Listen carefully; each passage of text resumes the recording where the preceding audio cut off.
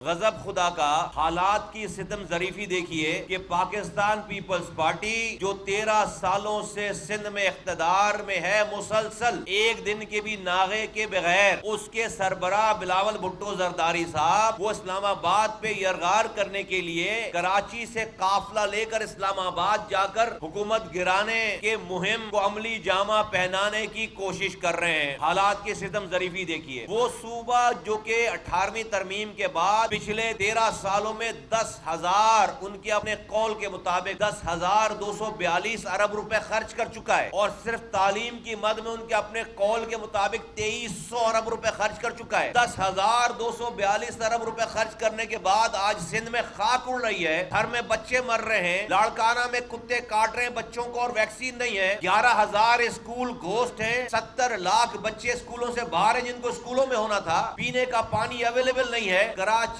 جیسے شہر کو تھر بنا دیا، ایک قطرہ پانی 13 سالوں میں اضافی نہیں دیا، جو پانی آتا تھا لائنوں میں اس پانی پہ بھی ہائیڈنٹ بنا کر سینکڑوں ارب روپے کا پانی مہینے میں بیچتے ہیں۔ ایک تعلیمی ادارہ نہیں دیا، ایک نیا ہسپتال نہیں دیا، ایک نوکری نہیں دی، انڈسٹریز یہاں سے شفٹ ہو رہی ہیں، ایک سڑک نہیں بنائی، کچرا یہ نہیں اٹھا رہے، اور انقلاب برپا کرنے کے لیے وفاقی حکومت کو گرانے کے لیے قافلہ لے کر جا کر اسلام آباد پہ یلغار کر رہے ہیں۔ پاکستان کے لوگوں کے ساتھ اس سے بڑا ظلم اور کوئی ہو نہیں سکتا، اور سب لوگ سب کچھ بھول کر ان کے اسٹنٹ کے اوپر کومنٹ کر رہے ہیں۔ کوئی ان سے یہ نہیں پوچھ رہا کہ بلاول بھٹو زرداری صاحب، آپ جو سندھ کراس کر کے آئے کراچی سے لے کر کشمور تک، وہاں کیا دودھ کی نہریں بہتی ہوئی چھوڑ کر آیا؟ وہاں سب کچھ اچھا ہو گیا کہ آپ اسلام آباد میں حکومت گرانے کے لیے آئے؟ اس لیے پاکستان کے لوگوں، چاہے تم پی ٹی آئی کے سپورٹر ہو، چاہے تم اپوزیشن جماعتوں کے تمام سپورٹر ہو، تم کو کچھ نہیں ملنے والا، تو خوش ہونا بند کر دو۔ پاکستان کے لوگوں کو اب یہ ڈیمانڈ کرنا چاہیے اپنی اپنی پارٹی سے کہ ہمیں اپنی پارٹی کا اقتدار نہیں، ہمیں اپنی گلی کا اختیار چاہیے۔ یہ ہے سولوشن۔ ریپیٹ کرتا ہوں کہ پاکستان کے تمام لوگوں کو اپنی اپنی پارٹی سے یہ ڈیمانڈ کرنا چاہیے کہ ہمیں اپنی پارٹی کے اقتدار سے زیادہ عزیز اپنی گلی کا اختیار ہے۔ اگر تمہاری پارٹی تمہیں تمہاری گلی کا اختیار دینے کے لیے تیار ہے تو اس پارٹی کو اپنے اقتدار میں لے کر آؤ، ورنہ اس کے اقتدار میں آنے کا تمہیں کوئی فائدہ نہیں ہے۔